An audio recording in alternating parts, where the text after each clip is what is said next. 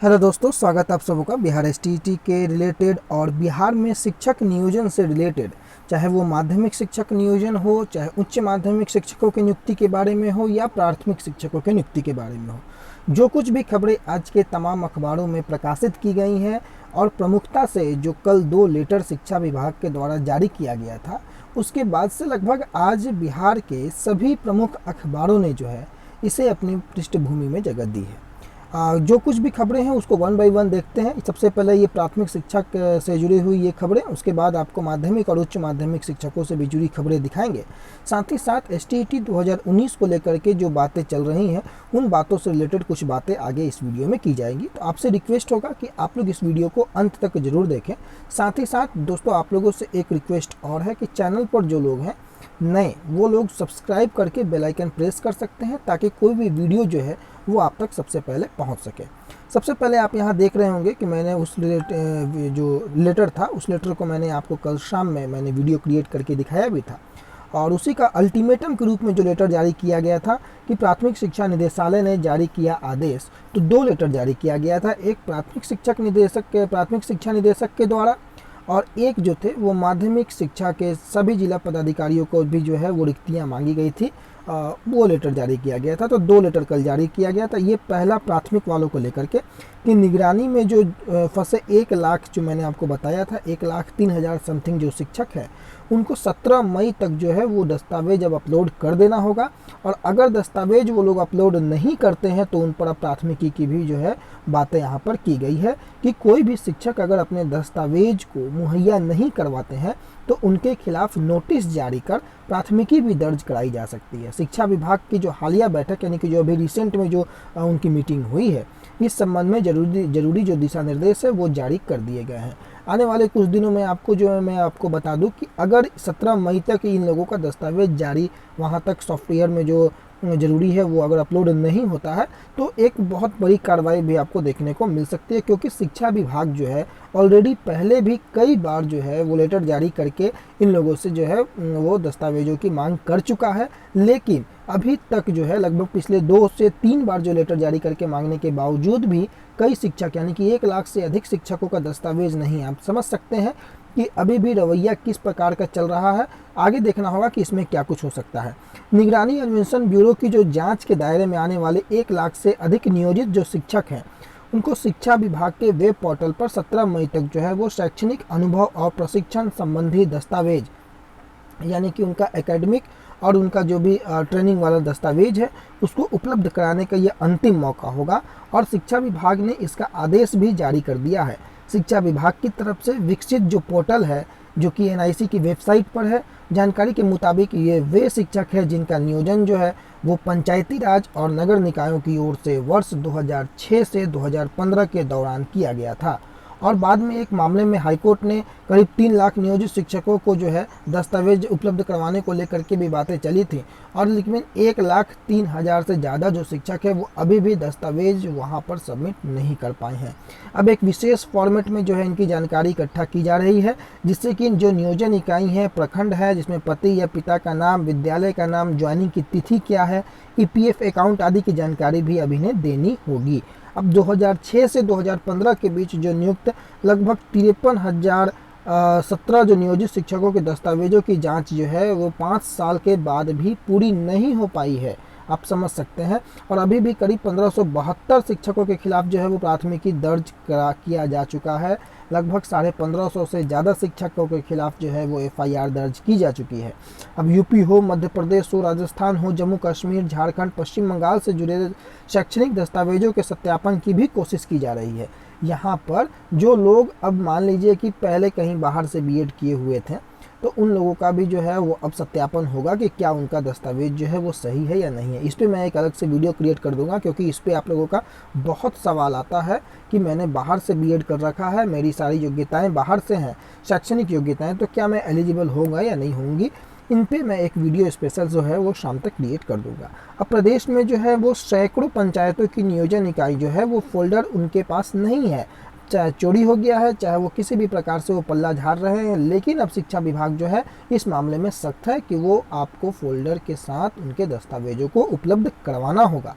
और अब शिक्षा विभाग जो है सारे दस्तावेजों की जांच भी करेगा। ऐसी बातें यहाँ पर निकल करके आई हैं। दूसरी महत्वपूर्ण बातें मैं यहाँ कोरोना को लेकर के दिखा रहा हूँ कि राज्य में लॉकडाउन का असर और टूटने लगी कोरोना की चैन। कोरोना का खबर दिखाना इसलिए ज़रूरी है कि जितने भी एसटीईटी के हमारे अभ्यर्थी हैं उनको आज के डेट में सबसे ज़्यादा इम्पोर्टेंट इस कोविड के प्रकोप का कम होना है। जिस प्रकार से 7 दिनों में 4.39% बढ़ी है रिकवरी दर और 10% से नीचे संक्रमण दर आ गई है। आप यहाँ देख सकते हैं जो रिकवरी रेट है वो 11 मई से 5 मई से 11 मई के जो है आंकड़ा आप देख सकते हैं। संक्रमण दर की स्थिति देख सकते हैं, एक्टिव मरीजों की स्थिति देख सकते हैं, लगातार कमी आ रही है पिछले 7 दिनों में।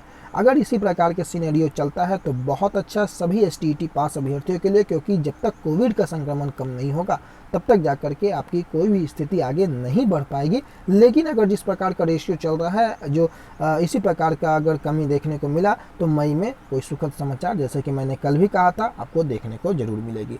अगले वीडियो में हम अगले इमेज में अगर हम चले तो शिक्षा मंत्री ने शिक्षकों की वेतन राशि, ये भी आज के प्रभात खबर का कटिंग है, वेतन राशि के लिए जो है वो सीएम को मंजूरी दे दी है। लगभग 1716 करोड़ रुपए मंजूर किए गए हैं और इसके लिए शिक्षा मंत्री विजय कुमार चौधरी ने मुख्यमंत्री नीतीश कुमार को धन्यवाद भी दिया है कि जो शिक्षक है, जो नियोजित शिक्षक है, उनको 2 महीने का राशि जो है वो देने से उनकी कुछ परेशानी जो है वो कम हो जाएगी, क्योंकि इस बार कोरोना और अन्य वजहों से जो है वो केंद्रांश जो है वो प्राप्त होने में देरी हो रही थी, जिसके कारण जो है वेतन भुगतान में कठिनाई हो गई थी। लेकिन मुख्यमंत्री के निर्देश पर केंद्र के हिस्से से भी जो राशि राज्य ने अपने निधि से उपलब्ध कराने का निर्णय लिया, उससे शिक्षकों को काफ़ी जो है वो सहूलियत मिलेगी, ऐसा शिक्षा मंत्री महोदय का कहना है।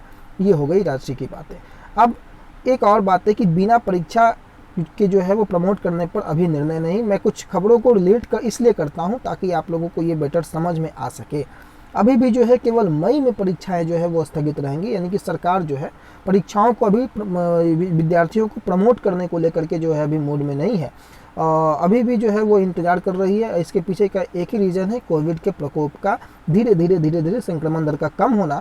और केवल एक ही एग्जामिनेशन है, किसी भी एग्जामिनेशन को लेकर के सरकार अभी भी जो है वेट एंड वॉच की स्थिति में है और उम्मीद करे कि जल्द ही कोई भी जो कोविड का जो प्रकोप है वो कम हो और सारी प्रक्रियाएं आगे बढ़ी। चाहे इंजीनियरिंग कॉलेजों का नया सत्र भी आप देख सकते हैं कि 15 सितंबर से, तो उम्मीद करेंगे कि मई के बाद जो है सारी स्थितियाँ सामान्य हो जाए। अब एक और बात, जो कि माध्यमिक हो उच्च माध्यमिक शिक्षकों के नियोजन की प्रक्रिया जो है वो विभागीय कारणों से लंबित है। क्या है विभागीय कारण? शिक्षकों की कमी जो है वो गुणवत्तापूर्ण शिक्षा देने में बाधक है। ये बातें लगभग पिछले दिनों संपादकीय में शिक्षा मंत्री की तरफ से भी आया था। जो प्रधान सचिव महोदय संजय कुमार जी हैं शिक्षा विभाग के, उनके तरफ से भी लगातार ये बातें बताई जाती हैं। लेकिन जो जिले के प्राथमिक से लेकर उच्च माध्यमिक शिक्षकों की जो कमी है, गुणवत्तापूर्ण शिक्षा देने में जो बाधक बनी हुई है, इस बाधा को दूर करने के उद्देश्य से शिक्षक नियोजन की प्रक्रिया शुरू की गई है। लेकिन छठे चरण के जो नियोजन के तहत प्राथमिक और माध्यमिक उच्च माध्यमिक शिक्षकों के नियोजन की प्रक्रिया जो है वो विभागीय कारणों से लंबित पड़ी है। अब वर्ष 2019 में शिक्षक नियोजन की प्रक्रिया तो शुरू हुई, लेकिन दोनों तरह के जो पद हैं उनके लिए आवेदन लेने की प्रक्रिया भी काफ़ी पहले खत्म हो चुकी है। उसके बावजूद मामला जो है अभी तक पटना हाईकोर्ट के दिशा निर्देश और कई बार नियोजन प्रक्रिया पर स्टे लगने के बाद अब नियोजन से संबंधित जो भी गतिरोध है वो वहां तक फंसा हुआ है कि मामला कब कोर्ट से निकलेगा और शिक्षक नियोजन प्रक्रिया आगे कब बढ़ेगी। इन गतिरोधों को अगर दूर कर लिया जाता है तो मेगा सूची के चक्कर में नियोजन इकाइयाँ फिर देरी करने लगेंगी और उसके बाद जो माध्यमिक शिक्षक नियोजन की काउंसलिंग की प्रक्रिया जो पूरी करने के बाद जो गतिरोध उत्पन्न होती है और उसके बाद मामला अभी भी हाई कोर्ट में है, तो एक तरफ शिक्षक अभ्यर्थी जो हैं वो बिहार सरकार और शिक्षा विभाग के जो है मंशा पर सवाल खड़े करते हैं और दूसरी तरफ विभिन्न मामलों को लेकर के शिक्षक अभ्यर्थी ही पटना हाई कोर्ट में याचिका दायर कर देते हैं। तो कई प्रकार की बातें अखबारों ने भी जगह दी है, जिनमें उन्होंने यह भी मेंशन किया है कि शिक्षक अभ्यर्थी के माध्यम से ही जो है वो पटना हाई कोर्ट में किसी प्रकार की याचिका दायर किया जाता है और उसके कारण ही जो है मामला डिले होता है। अब छठे चरण के नियोजन की प्रक्रिया पर जो ग्रहण लगा हुआ है वो खत्म होता अभी तो दिख नहीं रहा है, क्योंकि मामला हाईकोर्ट में लंबित है। शिक्षक अभ्यर्थियों का यह कहना है कि विभाग का कोई भी काम बिना कोर्ट जाए नहीं होता, लेकिन कोर्ट जाता कौन है। माध्यमिक शिक्षक अभ्यर्थी विवेक कुमार ने बताया कि एक तरफ हम लोग आवेदन करने के बाद भी नियोजन पत्र के लिए टकटकी लगाए बैठे हैं, दूसरी तरफ सरकार सेवानिवृत्त शिक्षकों को रखने की बात कह रही है। 1.5 साल तक मामला जो है वो लंबित है। चाहे माध्यमिक शिक्षक पात्रता परीक्षा 2019 का नोटिफिकेशन यहाँ पर आप देख सकते हैं, उसकी भी चर्चाएं हैं। 2019 सितंबर में जारी हुआ। इसकी ऑफलाइन परीक्षा 28 जनवरी 2020 को हुई थी और इस परीक्षा में 4 केंद्रों पर आउट ऑफ सिलेबस प्रश्न पूछे जाने पर हंगामा हुआ। हंगामा करने वाले छात्रों ने हाईकोर्ट में भी याचिका दायर कर दिया और इस बीच अनियमितता पाई जाने पर परीक्षा ही रद्द कर दी गई। तब बिहार बोर्ड ने सितंबर 2020 में ऑनलाइन परीक्षा ली और इसमें आउट ऑफ सिलेबस का आरोप लगाते हुए कुछ छात्रों ने याचिका दायर की थी।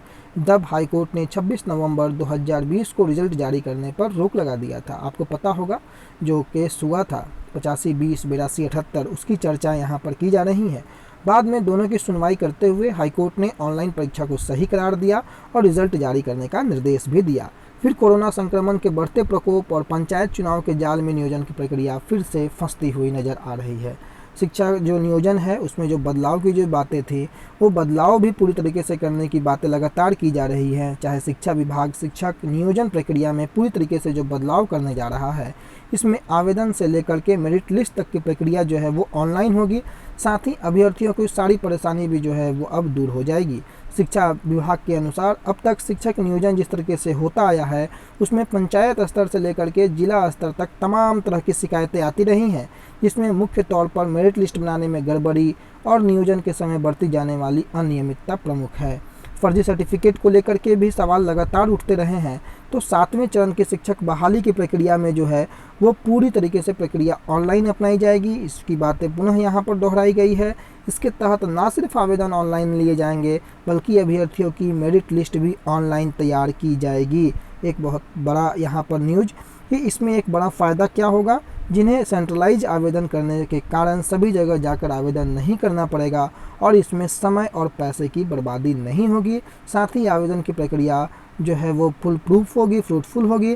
और यही नहीं, जब मेरिट लिस्ट ऑनलाइन तैयार होगी तो अभ्यर्थियों के सर्टिफिकेट भी जो है वो सेंट्रलाइज तरीके से शिक्षा विभाग के पास जाएंगे और गड़बड़ी की आशंका नहीं रह जाएगी। तब फ्री एंड फेयर तरीके से जो है वो तय समय में शिक्षक बहाली की प्रक्रिया पूरी हो सकेगी। ये आज के अखबारों ने कवर किया। लेकिन सबसे महत्वपूर्ण चीज़ कि पहले बहाली की प्रक्रिया को शुरू करवाना जो है वो सबसे बड़ा उद्देश्य है। जब तक वो प्रक्रिया आगे नहीं बढ़ेगी इन सारी बातों का कोई जो है वो महत्व नहीं, अखबारों तक ये सीमित हो जाएगी।